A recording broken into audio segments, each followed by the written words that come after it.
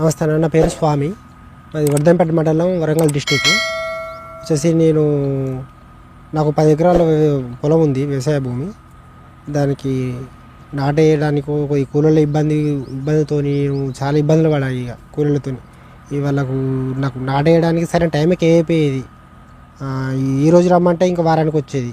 ఇట్లా చాలా ఇబ్బంది పడి ఇట్లా యూట్యూబ్లో సెర్చ్ చేస్తే ఇట్లా మనం ఏమన్నా వేరే ప్రత్యామ్నాయ మార్గాలు ఏమైనా సెర్చ్ చేస్తే ఇట్లా మనకు యూట్యూబ్లో మన ర్యాలో కంపెనీ వాళ్ళది ఒకటి వచ్చింది వీడియో. అది చూసి వాళ్ళకి ఫోన్ చేశాను, చూసి వద్దాం అన్నట్టుగా వెళ్తే బాగానే అనిపించింది. చూశాను నేను వాళ్ళ నర్సరీ పోసే విధానము ఇది చూసి పర్లేదు బాగానే ఉందనుకుని వచ్చాను. చూసిన తర్వాతకి వాళ్ళే ఫోన్ చేసి ఒకసారి రాండి, రెడ్డలు తీసుకుపోయి వేసుకుంటూ ఒకసారి చూస్తే బాగా అనిపిస్తే చూడండి. సరే అట్లా చూస్తే ఈ కూలీలకు మెషిన్కి చూస్తే చాలా డిఫరెన్స్ ఉన్నది. ఈ కూలీలు ఎట్లా అంటే ఇప్పుడు మనం ఇచ్చే డబ్బులు ఇవ్వాలి, ప్లస్ మనకు వాళ్ళ టైంకు రారు, మన దిగుబడి తగ్గుతుంది, సరైన టైంలో నాటు పడదు.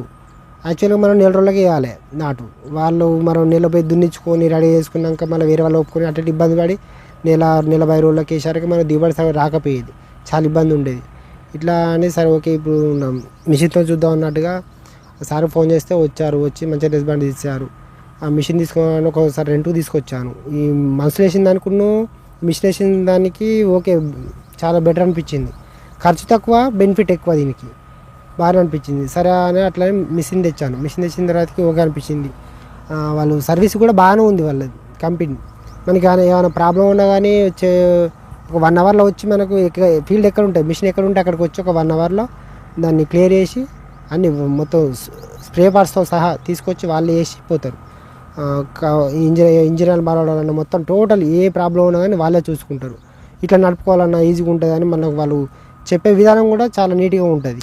అట్లాగే మనకు ఇప్పుడు ఈ నాటేసే విధానం ఇప్పుడు అదే మనుషులైతేనో తల్లి లాస్ట్ వచ్చి ఆడో 10 వేసుకుంటూ పోతుంటారు. అదే మిషన్ అట్లా కాదు, మన సెట్టింగ్ ఉంటుంది. ఇప్పుడు అంటే మనకి సెట్ చేసిన తర్వాతకి అదే గ్యాబు అంతే లెంత్తోని మనకి ఎన్ని కర్రలు కావాలంటే అన్ని కర్రలు, మనం 4 కావాలా 5 కావాలా ఆ కర్రలు పోతాయి. ఎప్పటికీ అదే విధంగా వేసుకుంటూ పోతూ ఉంటుంది. అదే ఉరాల చుట్టూ వేసుకోవాలనుకున్నా కానీ మనకి మిషన్ దగ్గర పోతుంది. ఉరాల చుట్టూ ఒక 10 వేసుకుంటూ పోతే సరిపోతూ ఉంటుంది మనకు. అదే వాళ్ళు కూలీలు అయితేనో దూరం వేసుకుంటా ఇట్లా వేసుకుంటూ వస్తుంటారు. వాళ్ళు వేసిన దానికి మిషన్ వేసిన దానికి కూడా డిఫరెన్స్ చూసాం. ఇప్పుడు ఎట్లా అంటే ఇప్పుడు అదే కూలీలు వేసిళ్ళు ఒక 10 కర్రలు లెక్క పెట్టి చూసినాం అనుకో, ఇటో గజం చేసి కూలీలు వేసిన దానికంటే మిషన్ వేసిన దాంట్లో పూసలు ఎక్కువ ఉన్నాయి. ఈ విడివిడిగా చూస్తే అంటే మనకు మిషన్ పోతుంది కాదు, చాలా వెడల్పు కనబడుతుంటాయి. కానీ వెడల్పు కనబడంత మాత్రాన ఇది పల్స కాదు. మనం లెక్క పెట్టుకుంటే వాళ్ళ దానికంటే దీంట్లోనే ఎక్కువ కర్రలు ఉన్నాయి మనకు మిషన్ వేసిన దాంట్లోనే. ఇదే బాగున్నది. అట్లా అని మనుషులు బాగా వేస్తారు, అందరు ఒక్క విధంగా వేయలేరు కదా.